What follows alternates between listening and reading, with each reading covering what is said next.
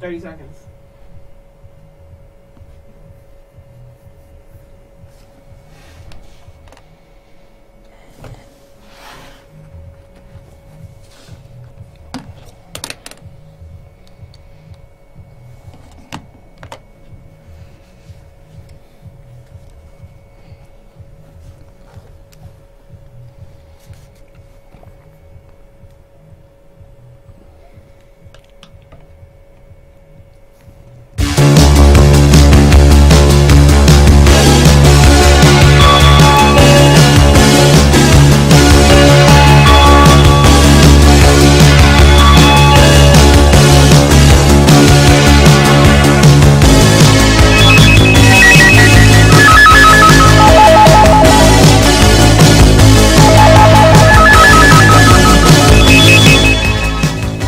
Hello, everybody. Welcome to the show, Videoland Express, with your host, Frankie. And I'm Mark. And real quick, tonight we're going to be talking about the box office with Star Wars Rogue One and the Oscars. We're going to mention about every movie that nobody really cares about. It'd probably be like the lowest ratings showcase ever for the Oscars because nobody's interested in it in most of these movies, but we're going to go over them anyway. So a really quick announcement. You know where the website is, you know where the blog is. Just go to Google, type in Videoland Express, 2 words, and it will take you to the website, it'll take you to the blog. We're recording these shows, and then at 5:30 becomes a special edition, which means that we continue taping after we go off the air on Manhattan Neighborhood Network and on the internet. We keep recording, and we usually by Saturday, Sunday night, I edit or whatever I need to do, and I post it by YouTube. By Monday morning, it's on YouTube, and you see an extra 15-20 minutes after we go off the air. So we're just going to mention the top 10 nominated films, and then when we go off there, we go more in detail for those who are interested in stuff. But anyway, the other thing is, you go to the website, videolandexpress.com. Don't forget to hook up with Facebook, Twitter, or Instagram. The way it works is, if like for example, I'm going to be posting things. This has to do with the music studio on Sundays. We're going to start. We did a little demo last Sunday, and tomorrow we're going to go live from the studio, music, right? And we're going to be bringing in singers and stuff like that. And the way we're going to do is going to be Facebook Live for about 10 minutes, but we're going to announce it on Twitter and Instagram. If you belong to one of those accounts, the other accounts kind of match up. Like if I post to Instagram, automatically it will go to Facebook and it will go to Twitter. So there's no reason to have all 3 accounts. Hook up with one of them, and you get to see what's going on Sundays. And because of that, we're going to start rehearsing on Saturdays. Now, 2 weeks we're not going to be on because there's really nothing to talk about in February.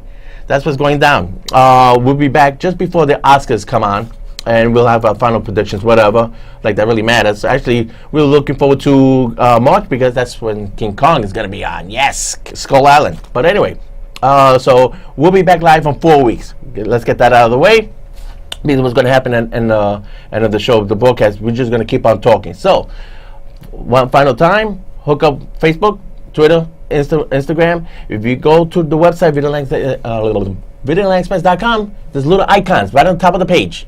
Just hook one of those up, just click on it, it'll take you right to the site, sign up, and you're good to go. Okay, now, let's go right into it because we got a lot to talk about. Rogue One. Now, let me put on my reading glasses, and what do you think about Rogue One? It should have been higher than the top 30 where it is now, or what? Of course, this was an amazing film. It was. I would hate to use the word beautiful, but it was amazing. It was a real war film, and the acting was great. It really brought you into it. It's different than the usual Star Wars film. Well, we both agreed better than Force Awakens, which was well, you said it was a remake, it was sort of like it sort of seemed like it was a retelling of A New Hope. Yeah, basically. It was sort of like a different style, but it was almost the same story. Hey, let's go blow up the Death Star. This time it was called the Star Killer?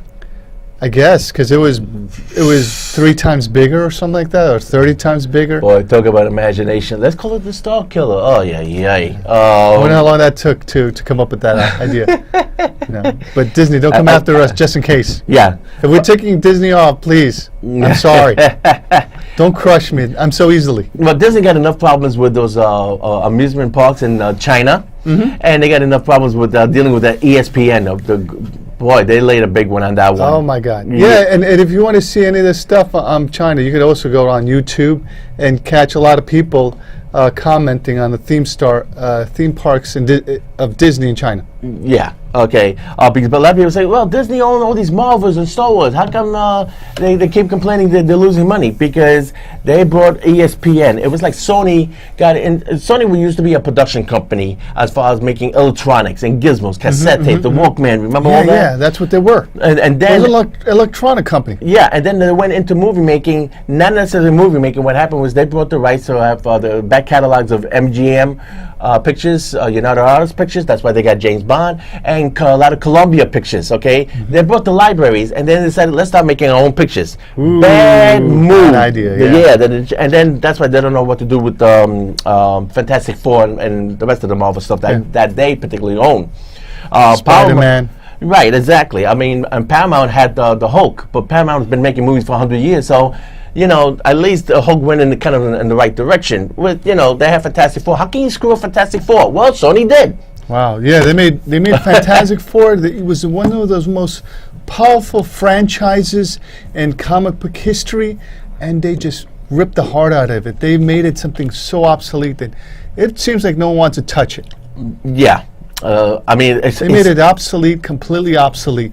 And yet, if you see the Incredibles by Pixar, this is almost the same story of the Fantastic Four. Yeah, basically, yeah. And and Pixar finally woke up, and then now they're gonna have Incredibles #2, something they should have done like 10 years ago. Wow, Jesus. Yeah, I wonder if they're gonna do it 10 years later. No, they finally put it into production because they got away with finding Dory. No, but I'm saying, you think they're gonna be able to do 10 years later, The Incredibles 10 years later, like everybody's grown up, or they're 10 years older? Well, when it comes to like animation, nobody ever grows up. Look at The Simpsons. Bart. I mean, no one ages. Yeah, nobody ages. Look at Bart. He's still 10 years old. And how long has the show been out? Like for 25 years. And how many birthdays has he celebrated? How many times has he been left back and graduated from the 4th grade to the 5th grade? Exactly. So, when it comes to animation, I think The Incredibles has no problem there. But the funny thing is, they did age Homer. I heard that they made, when the series originally started, he was 35, now he's 40. So he's only grown up 5 years. 5 years. 25 years. Yes. That's pretty good math. That's cartoon aging. Right. So going back to the other thing of Sony got into something that they shouldn't have gone to, and that's what happened with Disney. They got into sports programming and stuff like that. Ooh, it's a bad move, and that's why Disney is taking a beating in its other properties. They have to unload ESPN. They got to get rid of it, yeah. I mean, and also everybody's cable cutting. Nobody wants the ESPN, but it becomes part of a bundle, part of the package, and that's why everybody's binging on Netflix. Hey, Yeah. But anyway, so let's go real quick about Rogue One. We did say we have to wait till the end of the month of January to look back in 2016 to get the final figures for Rogue One. So, real quick, here it goes. Rogue One was the #1 picture in the U.S. for 2016. And as far as all time and at the box office in the U.S. domestic, it is #7. Not bad. Not bad. It should have went in the top 5, but right now it's at #7. It needs like 20 million to beat Dark Knight. Right now, Rogue One is it's almost in the bottom of the top 10, which I'm going to get to. But it will need another 100 million to get into the top 10 to beat Avengers, Jurassic World, Titanic, Avatar, and Force Awakens. So right now it's at #7. Wow. It might be Dark Knight, maybe, but we need another 100 million to get into the top 5. So for all intent purposes, it's capping out at #7. That's incredible that Dark Knight would be beaten by Force Awakens. Yeah, can you believe that? But that's crazy. And Dark Knight's the one with, would that be the one with Heath Ledger?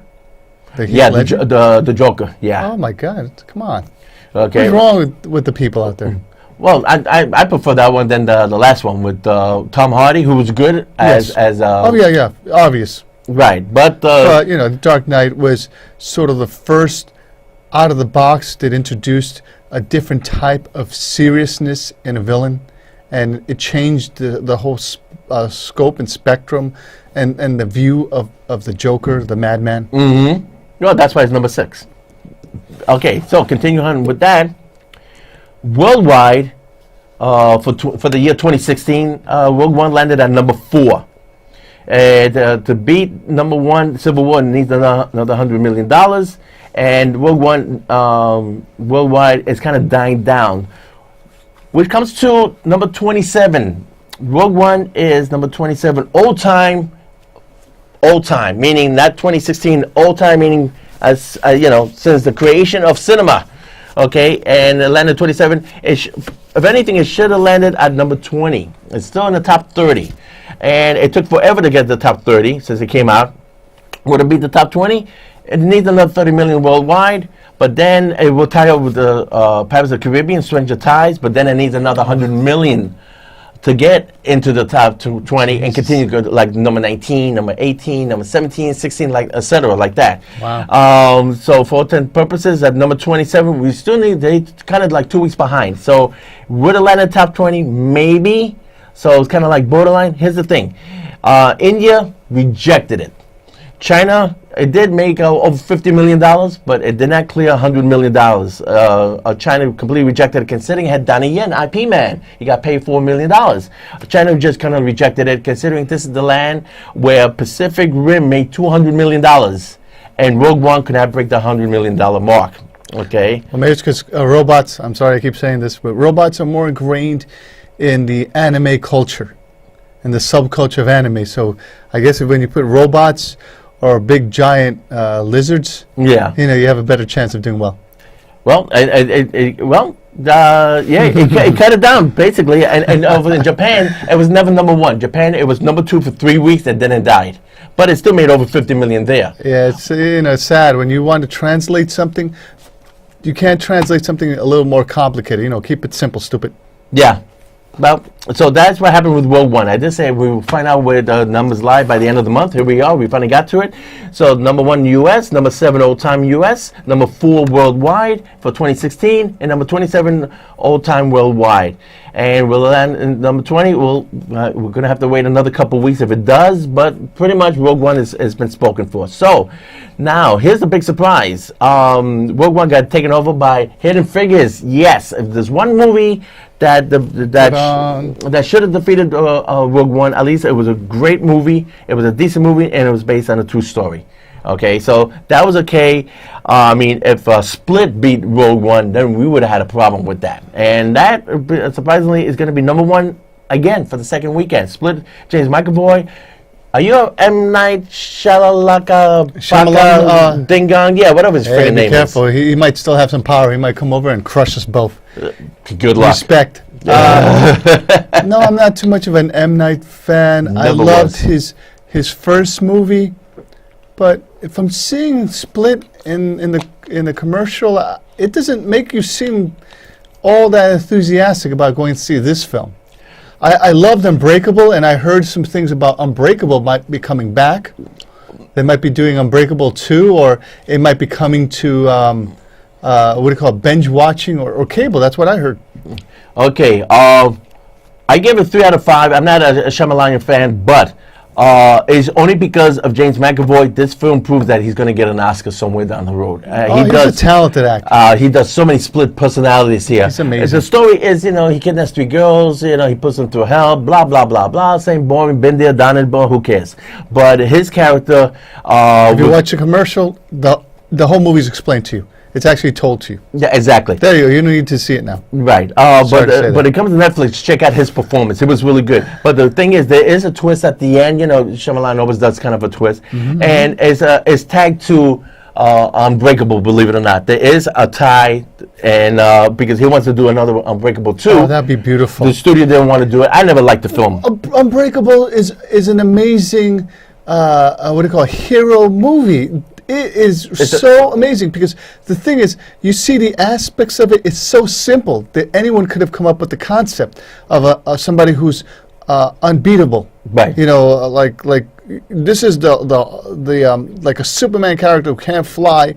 He's to to that ability, but he has just one little tiny flaw, and it could be in any day, anybody, and any one person to be that character. It's so simple. Anybody should have figured it out. And so it'd be so easy and such a low budget film you can make. You can make so much money from this film, Right. from this franchise. It's amazing. Um, This is the way I feel about it. I know you probably disagree. You probably hate this film. I'm not a fan of his, number one. Number two, I think all of his films are basically, they're too slick for his own good. Hey, look at me, I got a twist. Am I clever? No, you're not. But I really hated Unbreakable. I thought it was total bullshit. What, you mean it's a superhero movie? Really? Give me a break. But the split at the end does tie with Unbreakable. I don't want to spoil it because I know some of you want to Want to see, go see the film. Yeah, but I had no problem with it being a tie to Unbreakable because I know he always wanted to do Unbreakable 2, but the studio didn't want for him to do it.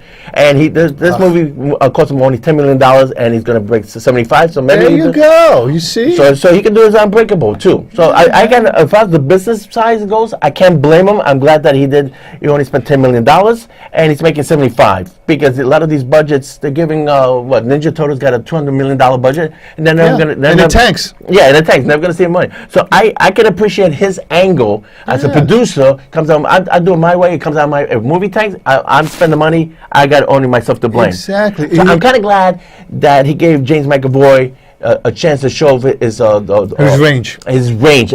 Thank you very much. Huge range. And I just like the idea. You only spent $10 million, you're making 75. I love him. That's the underdog. Yeah, I love this guy. This guy was great in Wanted. Yeah. If you loved that could have continued, but he was great in that.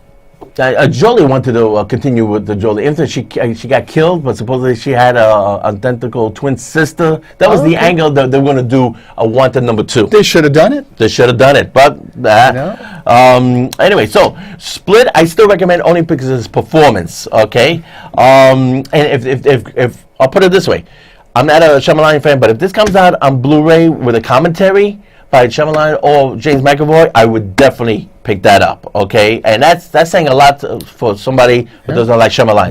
You know, Dog's Purpose came out at number 2. The first 5 minutes, the dog dies. Sorry. Spoilers. Spoiler. You didn't tell anybody spoilers. It's It's all in the review. So you ruined it for somebody. Puppy lovers, beware. Animal lovers. Oh, shit. Yeah. Yeah, I heard that there's already a lot of controversy against that film. That might be hurting the film. Yeah, it actually came out number 2, not too bad. It's doing better than Resident Evil.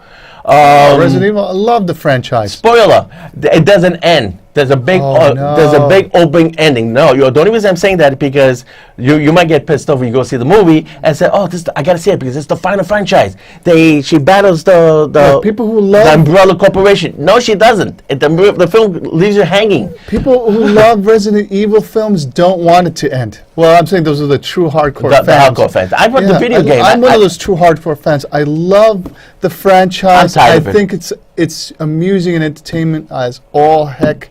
I love the actress. She's hot, beautiful. She's cute.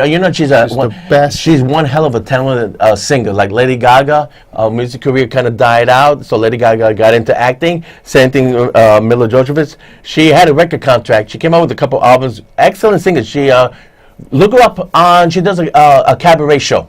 It's on YouTube. Nice. She does a 1-hour performance. She starts off with a blonde or silver wig, She does like a little jazz cabaret kind of thing, and then she takes it off to surprise the audience. But apparently the audience was asleep. But you get to hear her as a singer, and you get to hear the range. So check out YouTube for her. I think she's really talented. I think what they should do with the Resident Evil is do like Ash versus Evil Dead, right? Remember they tried to come up with a new Evil Dead. They tried to do a reboot. That kind of tanked. Forget his name. Yeah, I keep hearing people saying they should do a mashup of Resident Evil against Underworld. Underworld tanked, and that last film was awful. I know, but I'm just saying I keep hearing they could do a that. versus film. Resurrect the franchise. I would not. Vampires, zombies, werewolves. It works for a video game. I would be down for that. Resident Evil, it's the same plot over and over again. If anything, they want to continue on that. Zombies. If they want to continue on that, they should make like Ashes versus Evil Dead.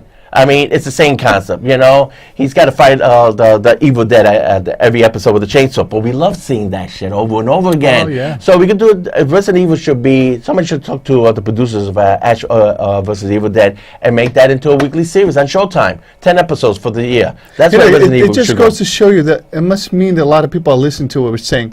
Our numbers may be low, but those people who listen are really listening to us. Because remember when I was talking to how they should do a boot up the series of Blade Runner, and now they're booting up that series. It's going to come out this year, right? Yeah. I know with your La La Land co-star. Yeah. Well, before we get to that, Okay. It's funny because I was the one who mentioned about the editing of Rogue One with the whole half hour. Okay, Gareth Edwards put the wars in Star Wars, right? Yes. And Disney did not like that, so they rewrote the last half hour when Darth Vader's fighting. Okay, whatever. We all know how that went down. But what they did was, besides changing the half hour and changing the whole concept around, I mentioned that the person who was in charge of the editing supervisor was the same guy. I forgot his name. Stuart Bard, excuse me. Stuart Bard directed 3 films, but he's like Walter Murch. Walter Murch is a sound editing guru. He started Apocalypse Now. This is behind the scenes filmmaking 101. You mentioned anybody who's working in the business. You mentioned Walter Murch. I said, yes, he's an editor and he's a sound mixer and sound editing. He's the guru that everybody pays attention to. Stuart Bard is another editor who's been in the business for 30 years, okay? He edited a lot of the Lethal Weapon movies. He was a supervising manager for Superman #2. The one that Richard Donner never got to finish because he got fired, and it was taken over by Richard Lester. They found a lot of this old footage.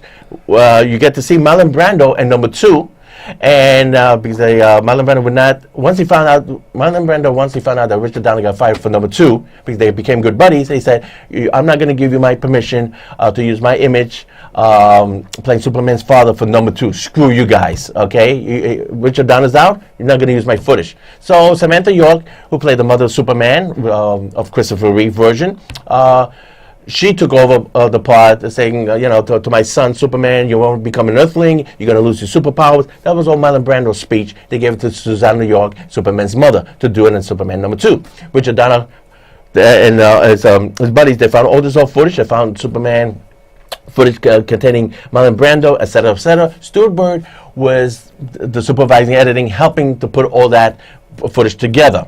Okay, well, I mentioned that for Rogue One, and next thing you know, about a week later, all the movie magazines were saying, "Hey, look at the Superman of guess who helped with Rogue One." Who helped Tony Gilroy? But Tony Gilroy got paid $5 million plus percentage points. They don't talk about that. He got $5 million plus extra money. And he had his brother do editing. It was the supervisor of Stuart Bard that helped put Rogue One together.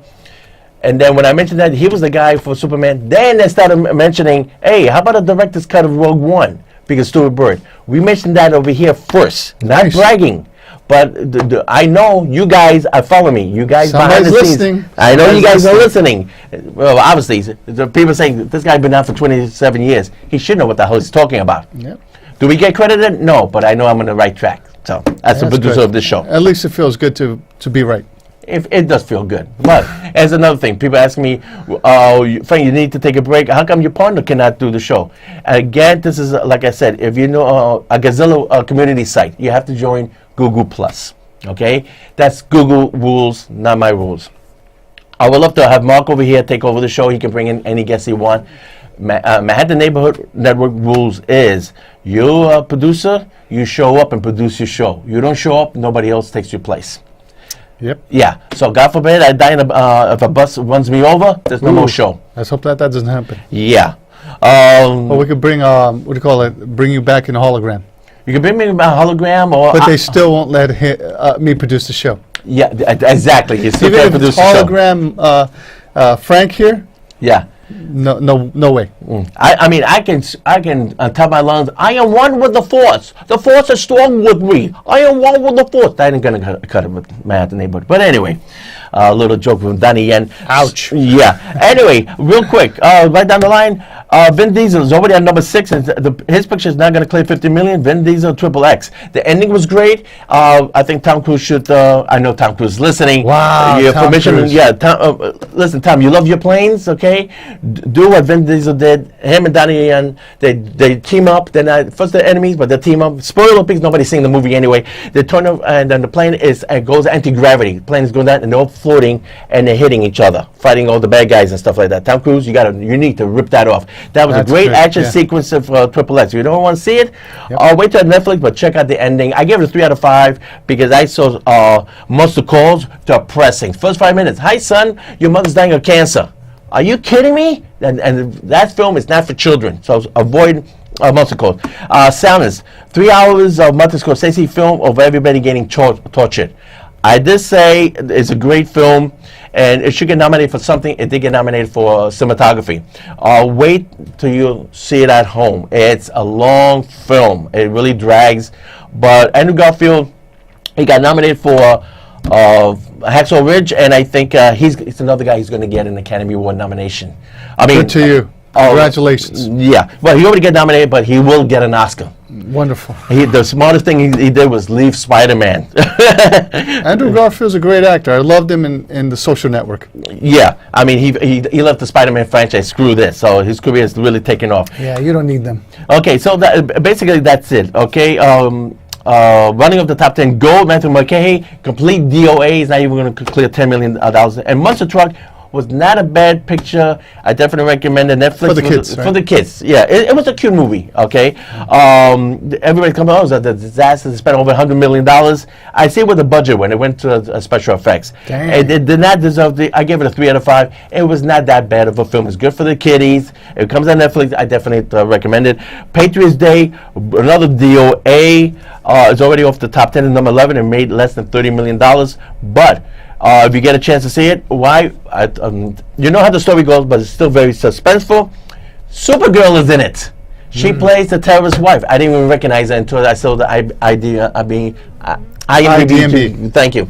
And I'm looking at the film. It's like, she looks familiar. I went, IMDb, come on. And all of a sudden, Supergirl is in it? Yeah, she plays So the does that mean terrorist. you're not watching Supergirl anymore? That's the reason why you forgot it was her? I haven't caught up with Supergirl ever since what was that? Melissa Flockhart. She left the show, and she got a new boss. And lost his dad for some reason. So I stopped watching Supergirl. Anyway, so let's talk about the Oscars. I know most people don't care. It's going to be the lowest ratings ever because nobody's going to see these films. Only 2 films, I'd love to win an Oscar. La La Land and Hidden Figures are the only 2 pictures that are crossing over the $100 million mark. All right, we got 1 minute left. And I said, okay, so now from this point on, I stuck to my guns. Hacksaw Ridge, Best Picture. Mel got nominated. Hidden Figures, Octavia Spencer got nominated. And Fences, Denzel and Viola Davis. I stuck to my guns. I mentioned that before. If you've seen the show, they won. And Jeff Bridges got nominated. So let's go really into the Oscars. Now that we're going off the air. We got 30 seconds before we go off the air. Now we're going to start the special edition. If you want to see the special edition, go to YouTube. Videoland YouTube, Express, like, YouTube. please, thumbs it. We know you're watching. We want your support. The more support we get, help us exist. Eventually, who knows how long net neutrality is going to last? I heard they're going after net neutrality. We got six seconds. You want to say goodbye? We see you in 4 weeks. Tune us on YouTube. Videoland Express on YouTube. See you then. Thank you, guys. All right, here we go. We start the YouTube portion of our show. And we're going to start talking about the Oscars. If you don't like Yes. this topic, you can cut off right now. Just, But don't listen. That's just a and- suggestion. You still please listen. If you want, Just a it's up to you. suggestion, I'm not please. going to force you. And don't forget, we are non-profit. Use the force. Yes, we're non-profit. Okay, just want to emphasize that. Okay, so this is basically for our resume. Okay, which been science delivered about 25 years ago. So, but this is kind of a hobby, and we love talking movies. So, if you like movie redo and you want to put it with the Oscars, let's go from the top. Now, let me mention the top 10 films that got nominated. I've seen all of them. I always do my homework. As a matter of fact, I saw Lion this morning, and that completes my not even top 10. Only 9 films got nominated. and no Deadpool. I was pissed off. Wow, They, no they, Deadpool. they got a chance to nominate 10 films. They only nominated 9. How come they couldn't nominate Deadpool? I can imagine. What's up with that? If they would have Let's not show hired, these here. I can imagine what would happen if they would have had Michael Fassbender in it. Then that probably would have gotten somebody would have gotten a nomination, because they seem that there's a few actors they love. Michael Fassbender. What are these other? Assassin's actors? Creed bombed, so much for him. So, but they still love him. There's all these actors, these English actors that they love. You just put one of those English actors in your next, what do you call it, hero film, Right. and you'll probably get nominated.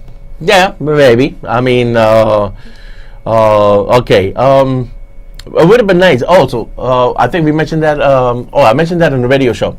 Have you seen the picture of him, Pierce Brosnan, James Bond, and not Daniel Craig, because I'm thinking James Bond. Hugh Jackman together. Yeah, Hugh Jackman and also Ryan Reynolds. Ryan Reynolds. All three of them together. All three of them together. It's not like they're trying to say they're going to make another Deadpool movie together, are they? Well, the rumor is, the fans want it, and Ryan Reynolds wants it. He wants Deadpool meet up with Wolverine. Yeah, but that would be great. But I think it would be fantastic. But I heard that what do you call that? He would have to pay to get that in his film, and that would probably cost him a lot of money, to get that character in one of his films, because you have to pay for the licensing. And that's why in the movie Deadpool comes out and says, "What? There's only 2 X-Men in this mansion?" It sort of seems like someone didn't have enough money to pay for the licenses. Yeah, for the rest of the X-Men. For more X-Men. That is true. Hugh Jackman is coming out with Logan. When we come back in March, we'll start talking more about that. Yeah. And he said this is his last time he's playing Wolverine. Well, that he's doing a James Bond. Don't believe everything you want to. Remember how many times name the actor. Doesn't matter. Daniel Craig, Pierce Brosnan, Sean Connery.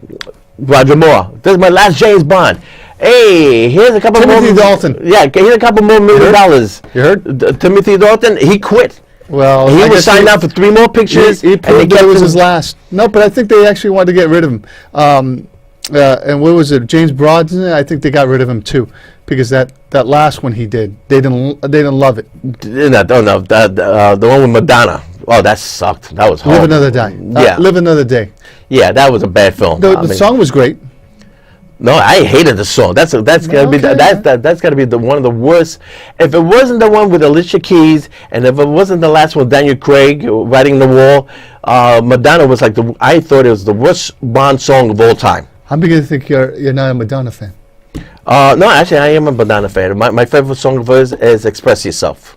I thought That's a song I you would've wake up in thought- the morning to. I would have thought you would have been an early Madonna fan, sort of like what was it? Before Papa Don't Preach, Borderline. No, I hate all that stuff. Lucky Star. That's all dance stuff. I hate that stuff. Okay then. Yeah, when she got more into like Papa Don't Preach and more Like Virgin. no, not a big deal. All right. No. Are we getting too much into Madonna? We should go back.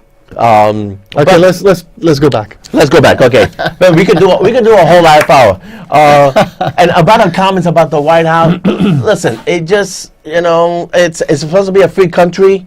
And she talked about blowing up the White House. Did anybody see Independence Day? The aliens blew up the White House, for crying out loud. But it's okay in the movie. Somebody's, she gets misquoted. Everybody has a heart attack. Oh, It's artistic license. artistic license, exactly. So whether she's right or wrong, but anyway, Remember, every time you say something bad, you just put artistic license. artistic license. There you go. Yeah.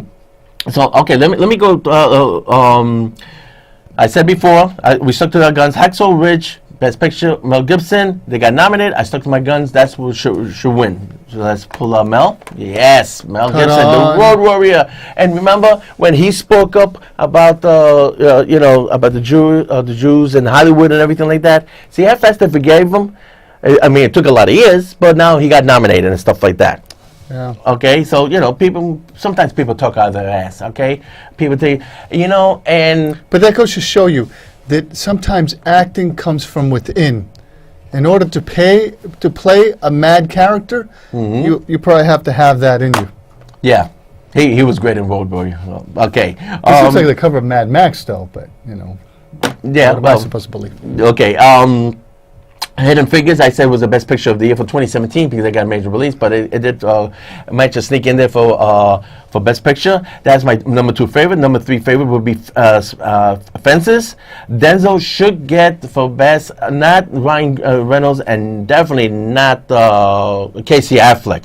He's an annoying character. You just want to go and bitch slap him in the face. That's Manchester Tennessee, another overrated film. But I'm putting these top 5 in order. Hacksaw Ridge, Hidden Figures, Fences, Hella High Water. Jeff Bridges nominated for supporting actor, and Lion. I saw this morning. Excellent film. Those 5. Before there was 9, 10 nominated films. A lot of years ago, there was only 5 nominated. These would have been the 5 I would have nominated for Best Picture. Okay, this is old school. This is the way it used to be. Those are the 5 films I will pick for Best Pictures. Now, in no particular order, these pictures do not deserve to get nominated. La La Land, Moonlight, Manchester by the Sea, and definitely Arrival and Deadpool should have rounded up the top 10, but only nominated 9. Now, before the other 3, before you guys have a heart attack, how dare you? Blasphemy. Took the words out of my mouth. La La Land, Moonlight, Manchester by the Sea, sorry, they're not Best Pictures of the year. Okay, but let me just write off Arrival. Okay, that's why I put this. Now, this is classic science fiction. Okay, Forbidden Planet. The other one will be The Day the Earth Stood Still, a commentary about how we treat each other, and the aliens are looking at each other like, cut the shit out, or we're going to evaporate the world. That's The Day Stood Still. Forbidden World was based on Shakespeare, The Tempest. Okay, this is a classic science fiction. Rival, no, I am sorry. As a woman, Amy Adams, I'm glad she didn't get nominated for supporting actor. I love Amy Adams. I mean, I love the Night at the Museum. She was great in American Hustle. I think she's a little. I'm sorry, not to quote anybody, but I think it's not that great. She always seems to play the same kind of. I'm sorry to say, I know I'll never be able to act as good as she acts, but she always seems to play the same type of character. She was good in Big Eyes. Directed by Tim Burton, and that was about those portraits where you see the characters, and they had these really big eyes. Right. She's the one who drew it, but her husband took all the credit. Right. Really good picture. I definitely recommend it. With Chris Waltz? Yes, Chris Waltz. He's amazing. Yeah, I'm not a big Tim Burton fan, but this was a really good picture. Big eyes. You see her range as an actress in that movie. So, just to let you know, we're not dissing Amy Irving. I love Amy Adams. Amy Irving was a actress married to Steven Spielberg. Yeah, my Amy's crossed over there. Got me on that one. Blooper. Okay, but anyway, Arrival, there was no stretch whatsoever, and especially the movie. And the movie got nominated for Best Director, Best Writing, editing, production design, cinematography, sound. There was nothing to the film, for crying out loud. There's a 10-minute B-roll out there of all the basically all behind the scenes, how they put the whole film together. Mm-hmm. She's walking across the field, and every production design, there's no production design. She's in a tunnel looking at a glass window where octopus is throwing ink spots. Okay? Right. There's not much design. That was all CG effects. Mm-hmm. There's not much sound editing or sound or anything like that. But the creature basically had this one little sound. I mean, I couldn't believe that this got nominated, including Best Picture. Well, that goes to show you, like I was saying before, the theory of if you received an Oscar before or an Academy Award, your chances of being nominated are that much greater, because they'll say, this person won an Oscar, so we should nominate them because we're already letting the world know that this person is a great actor. I remember they used to say that joke between Robert De Niro, Al Pacino, and Dustin Hoffman. Right. Like they would do that joke, oh, look, these 3 guys are making a movie. Any of those 3 guys are going to get the Oscar again. Because they used to be like, the go-to guys. Well, for Amy, it didn't work out this time. She didn't get nominated. I'm kind of glad because, again, overrated. But then again, real quick, Natalie Portman and Jackie, overrated. She should not get the award. Who should have got the award was Fences, Viola Davis for Best Actress, but she got it for Supporting Actress instead. Sounds like controversy. Octavia Spencer, where is she? Yeah, there she goes. She's right behind. She got nominated. Cookie did not get nominated, and Kevin Costner did not get nominated, which is a shame. I think they all deserve the nomination. At least they got Best Picture. Octavia should get it, but she's in the same category as Viola Davis. They might cancel each other out. In the meantime, there's room for Viola Davis to be Best Actress, and she will win the category. As far as concerned for Best Actress, both Emma Stone, sorry, nothing there. Natalie Portman for Jackie, sorry, nothing there. All she does is cry and close-ups, annoying. God, that was annoying. You've done a lot of sacrifice. You've seen all these movies.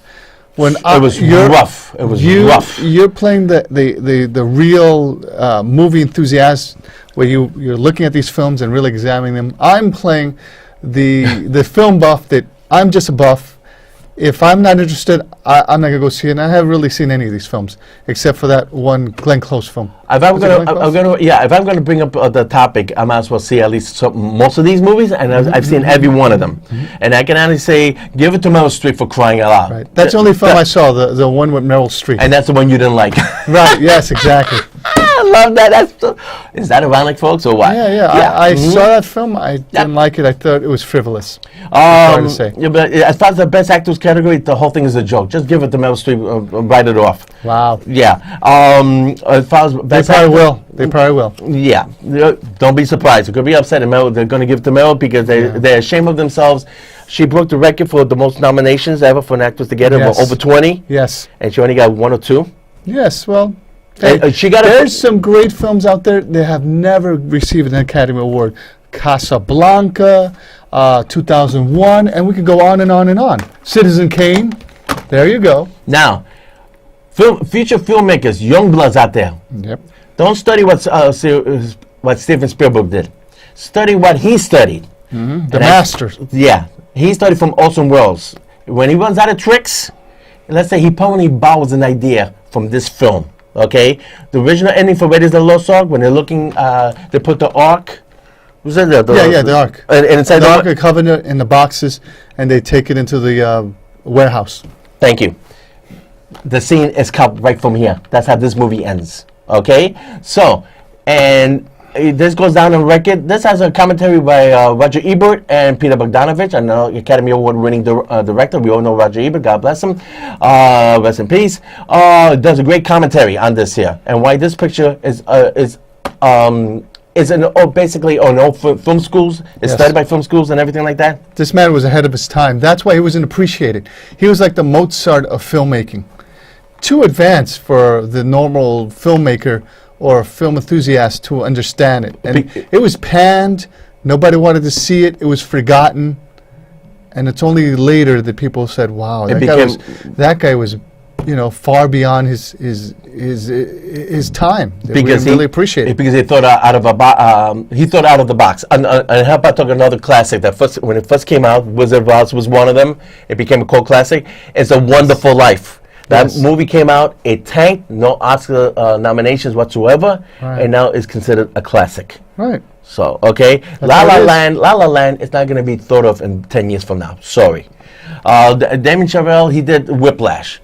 And I thought that was a way better movie that he wrote and directed, especially with the editing, where at the very end, for those who hadn't seen it, he's the music teacher, and he really gets on, what's his name, Teller's. I forget the actor's name, Teller, who's doing the drumming, and it's like almost like a boxing match. And the guy said, "You're on drums again. You're gonna fail, and I'm gonna embarrass you in front of this whole audience." And you see it in the eyes. There's no acting. There's no lines. But that's crazy. I mean, he's drumming. I'm gonna prove you wrong. Check this out. But that's just crazy. It's like a Rocky moment at the end. If you're really supposed to be someone's trainer, why would you even attack them and try to destroy their psyche? Even boxing, what do you call it? Coaches don't do that. I guess it's just done for movie effect. Yeah, it's done for movie for an angle. Yes. Okay, and they always feel there have to be a controversy. Right, and the angle was that you're not worthy to be a drummer in my band. It's a power of egos and stuff like that. But it's great because at the end he's without no dialogue. It's all in the action and it's all in the eyes. Okay, so I saw La La Land. It's like what was that Saturday Night Live skit they just did? With a Z, I'm sorry. Was that hysterical? Yeah, that was on the money. That. He said it was okay, but not a big deal. And I said the same thing myself. Yes. I liked the film. I understood what he was doing. It's paying homage to Singing in the Rain. well, basically all musical from the old school, and that's why I bring this up here. The artist. The artist, right. All About Eve was a picture back in the 40s, or yeah, about the 40s, and it celebrated Hollywood, or all the crazy stuff that goes in Hollywood. That got 14 nominations. La La Land you cannot compare to that. Now, this was paying homage to the black and white silent movies. This was pretty much on the money. I bought the Blu-ray. La La Land. I listened to commentaries, and that's it. A little Chaplin-esque. Yes, I mean, it was tongue in cheek, and basically, the dog who passed away, by the way, he passed away a couple years ago. He steals the movie. So to your dog lovers, he doesn't die at the end. He has a happy ending. Okay, so if you're a dog lover, I definitely recommend this film. A lot of people have not seen this. This is way 10 times better than La La Land. But La La Land got nominated, again, 14 nominations, because, hey, congratulations, let's pat ourselves on the back. We made a movie about ourselves in Hollywood. And everybody's saying, fuck you. Anyway. Okay, Hella High Water. It's not like they say, you got to be careful, because eventually you're going to be one of those people deciding who gets nominated and who doesn't. I'm trying to get in the acting business. I'm just putting my foot in my mouth. I know. Yep. Well, you're lucky I'm not saying anything about the Hugh Jackman movie that he's currently doing, because they made us sign a piece of paper not to say anything about it. I can't even mention the name. All I can say is Hugh Jackman is doing a musical. And I can say, if you want to know what it is, go to IMDb, type in Hugh Jackman, and you get all the information. And let IMDb do all the work. I signed a contract. I can't say anything, but I can point to say Hugh Jackman, his biography, and what his latest projects. Go to imdb.com. I can say that. But anyway. All right. And because Hugh Jackman is doing a musical, which it says on imdb.com site, La La Land is being looked at because now other projects are being looked at on Broadway. Elton John is going to do. Okay, they do it backwards. The Devil Wears Prada. That was just announced that Elton John is going to do the music. Devil Wears Prada, a film with Meryl Streep, is going to be made for Broadway. And Elton John is going to write the score for that, for Broadway. But now they're looking at a lot of other Broadway shows, see if they want to make it into a musical for the movie house. The last one was done was Les Mis with Hugh Jackman. Yes. Now they're looking at a Hamilton to put up on the big screen. They want to know how La La Land is going to do. It's going to cost around $100 million mark, but they're hoping that it wins most of the nominations. And that way they're going to start pushing all the musicals. It's like Westerns. Remember that same skit? When was Aziz, he said, La La Land was okay. Yeah. And then the other guy came in and said, what are you in it for? Oh, I didn't like Westworld. Remember that? Right. And I've been saying the same thing. Westworld, overrated. Oh, yeah. As a big kid, we were so proud of Westworld. That's HBO, blowing smoke over everybody's asses. Yeah. And I said, it's a badly done TV show. It's a point of view of the robots. Yeah, the movie wasn't even, like, the original movie was okay, but I think it was a one-off. It was sort of like secondary. They said, oh, well, we have some of these props from other movies. Well, let's put it together and make something like a Disney type of film about this. Right. And I think that's what happened. They said they probably had things from the Roman era, things from Japan. It was probably in the Paramount lot, and said, let's make a movie about this. Oh, we just did The Magnificent Seven.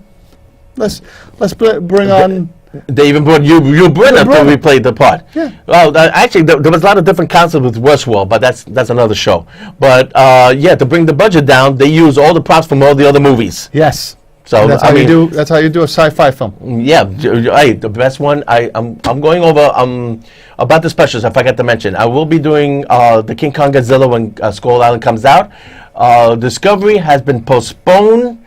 Again, Star Trek Discovery has been postponed. The girl from Walking Dead is one of the captains now. But I'll be doing a Star Trek special when that comes out. The best and worst, what I think about. I've been doing my homework lesson, and I'm listening to all the commentaries on Star Trek Enterprise with Scott Bakula. And the commentaries are hysterical. See this prop? That's from Star Trek Next Generation. You see this prop? That's from Voyager. You see this prop? That goes all the way back to the original Star Trek Captain Kirk.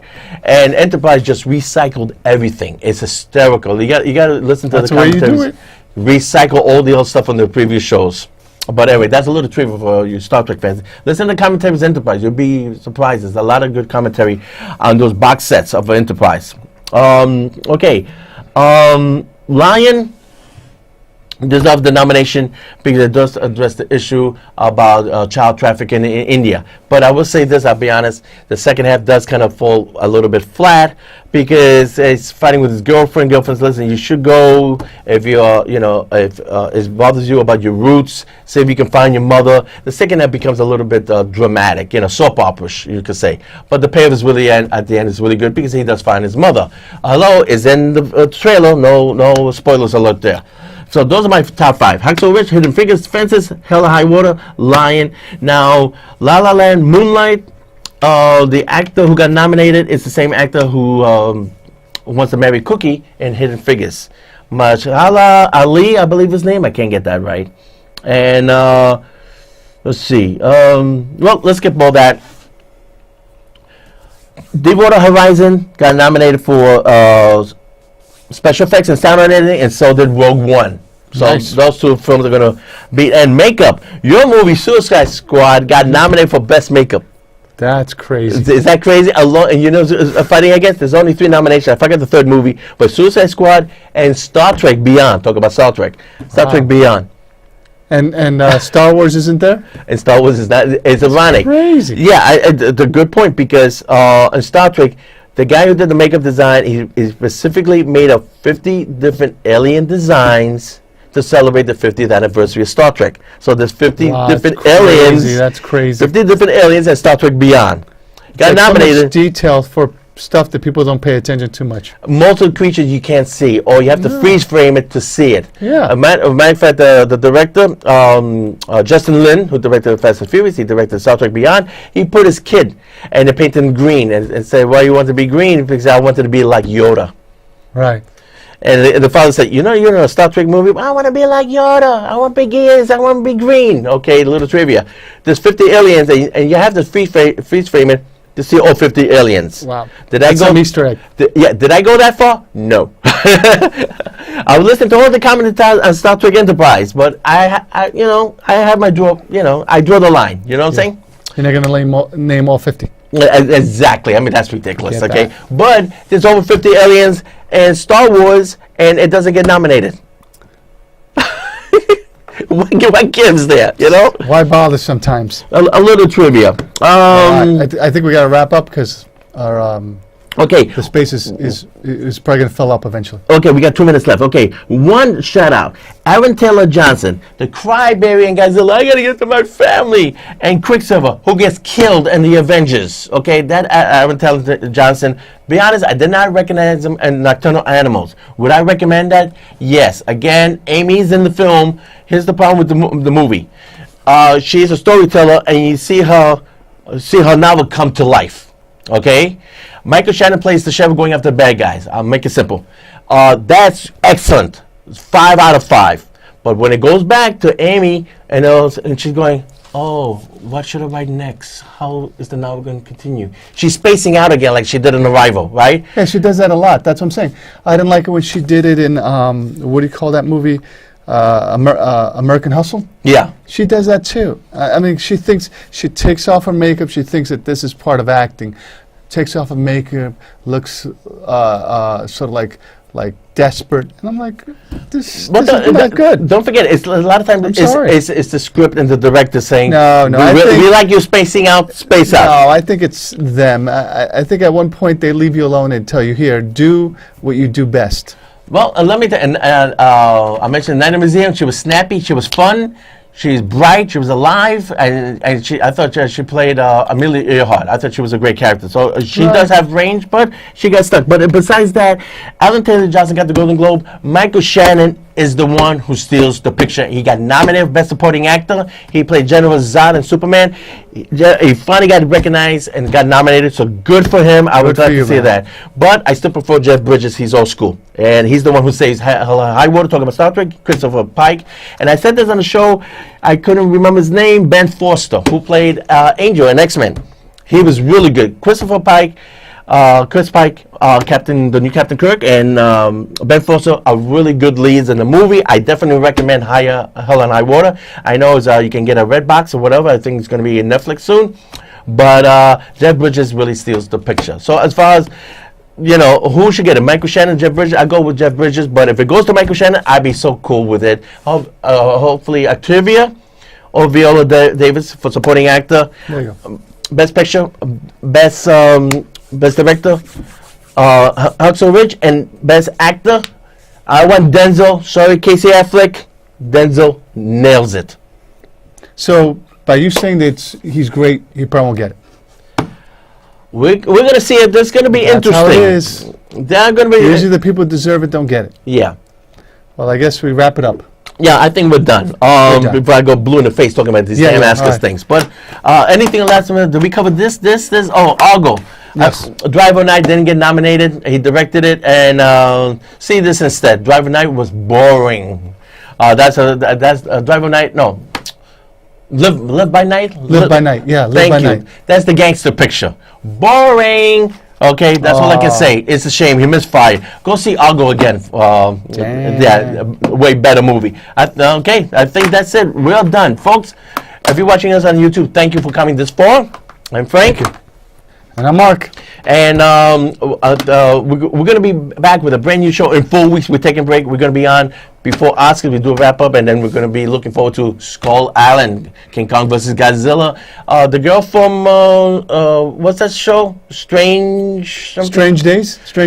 Something like that. The Yeah, TV from show. Netflix.